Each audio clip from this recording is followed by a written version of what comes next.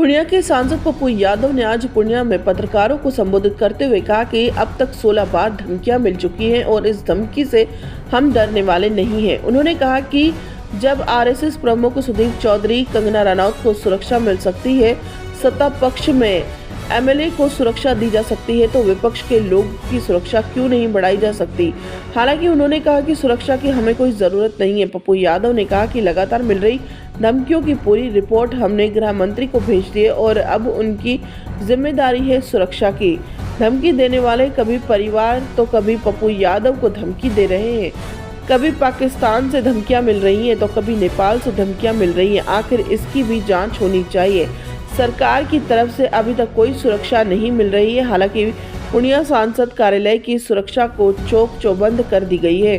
हर जगह live detector CCTV लगाए गए हैं। उन्होंने कहा कि 27 तारीख से लोकसभा का सत्र प्रारंभ हो रहा है, वहां भी अपनी बात हम रखेंगे। विकास को लेकर सुरक्षा हमारी प्राथमिकता नहीं होगी और विकास के मुद्दों पर मैं सत्र चलने नहीं दूंगा। खबर सूत्र के लिए पूर्णिया से बिट्टू कुमार की रिपोर्ट। पाकिस्तान लगातार एसएमएस 16 धमकियां दी गई। अभी भी तुरंत थोड़ी देर पहले पाकिस्तान से एक मैसेज आया, उर्दू में आया, रॉकेट लॉन्चर के साथ आया अभी जस्ट, कि आप अभी कहाँ हो, क्या हो, नहीं हो, मैं यही हूँ, मैं छोड़ूंगा नहीं। जब मुझे कोई चिंता ही नहीं है, मैं आपके पास बैठा हुआ हूँ, यही है।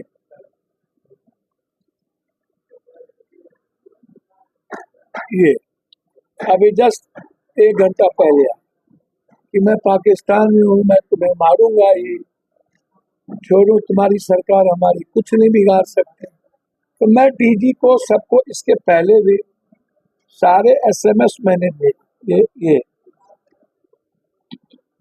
ये सारे एसएमएस सभी को, लगातार एसएमएस, लगातार फोन।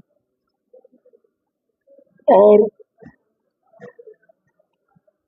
तो मैंने कई बार कहा कि मेरी किसी से दुश्मनी नहीं, लेकिन हमें सच्चाई बोलने, सच्चाई के बारे में लोगों को जानकारी देने में कोई नहीं रोक सकता, और न मैं रुकूंगा। जो सच है उसको बोलूंगा। जब 23 दिनों से मैं जंगल मोटरसाइकिल से, चाहे लुइस मरांडी जी हो, चाहे कोई भी हो, मैं जब खाक छाड़ के मैं घूम रहा हूँ, तो आप जरा हमको बताइए मैं कहाँ जा रहा।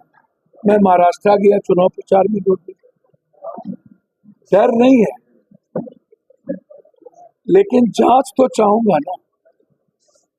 मैं हाईकोर्ट गया हुआ हूँ, हाईकोर्ट में मैं दिया हुआ हूँ कि सरकार गंभीर नहीं है। हाईकोर्ट ने पूछा है, पटना हाईकोर्ट,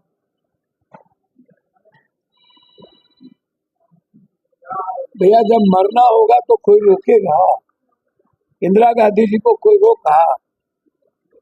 बेनजीर भुट्टो को कोई रोका?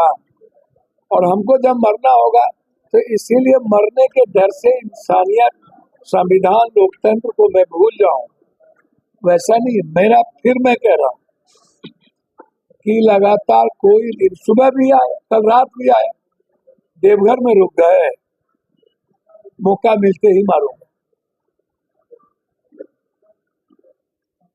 कितने अभी लिखा, किस गाड़ी में बैठे हो।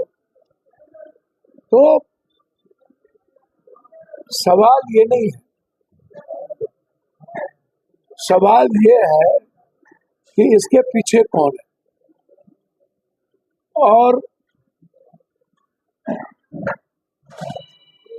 मैं जो सच बोलता हूँ या सच कर रहा हूँ, या झारखंड में सरकार बनाने की जो मैं गिलहरी का काम किया हूँ जनता के बीच, झारखंड बचाने के लिए हमने, और यदि किसी भी राजनीतिक पार्टी को या सिस्टम को पप्पू यादव के सही बोलने से तकलीफ है, तो मैं तो कहूंगा कि इनके पीछे कोई न कोई सिस्टम है जो पप्पू यादव को मरवाना चाहता है। इसमें अपराधी माफिया की इतनी हिम्मत नहीं हो सकती। जब तक सिस्टम का कोई हाथ नहीं हो तब तक कोई नहीं।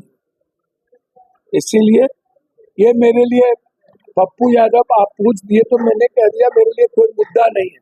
मेरे लिए मुद्दा है प्रधानमंत्री के कार्यालय से 2026 तक। मेरे लिए मुद्दा है 4 NH हमको मिल गई। मेरे लिए मुद्दा है रेलवे मिल गया। मेरे लिए मुद्दा है एयरपोर्ट का काम शुरू हो गया। मेरे लिए मुद्दा है कि हाईडैम और नया भीमनगर बैरेज 26 के बाद बनना शुरू हो गया। मेरे लिए इम्पोर्टेंट ये है, माय हार्ट है। कोसी सीमांचल को मैं बार बार कहता हूँ, पप्पू यादव जब तक रहेगा मेरा एक ही प्रयास रहेगा कि इस इलाके को जस्टिस